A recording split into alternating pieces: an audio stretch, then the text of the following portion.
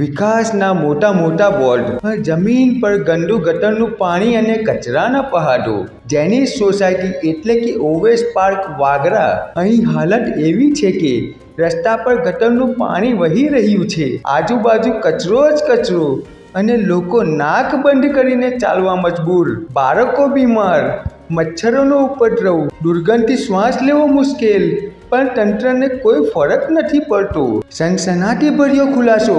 સૂત્રોના આધારે સોસાયટીમાં મોટા બિલ્ડરો દ્વારા ખોદકામ, જાણીબૂજીને ગટર લાઇનની પાઇપલાઇન તોડી પાડવામાં આવી અને પછી મોટા મોટા ડમ્પરો બેફામ દોડ્યા, જેનાથી વારંવાર લાઈનો તૂટી, રસ્તા બગડ્યા અને હાલત નરક સમાન બની ગઈ. સવાલો જે સત્તાને કંપાવી દેવા જોઈએ.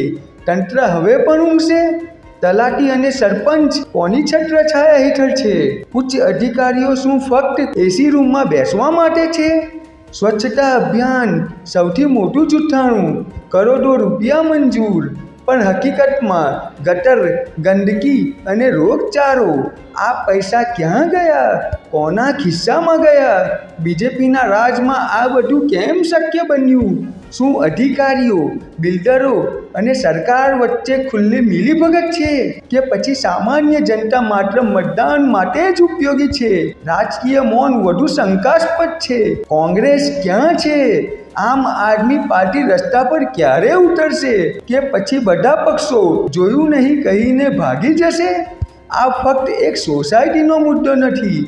આ છે વાગરાની સડતી વ્યવસ્થા. આ છે જન આરોગ્ય પર ખુલ્લો હુમલો. અને આ છે સત્તાની બેદરકારીનું જીવતું ઉદાહરણ. જનતા હવે પૂછે છે, જવાબદાર ક્યારે સસ્પેન્ડ થશે? બિલ્ડરો સામે કાર્યવાહી ક્યારે થશે? અને શું કોઈ અધિકારી મેદાનમાં ઉતરશે?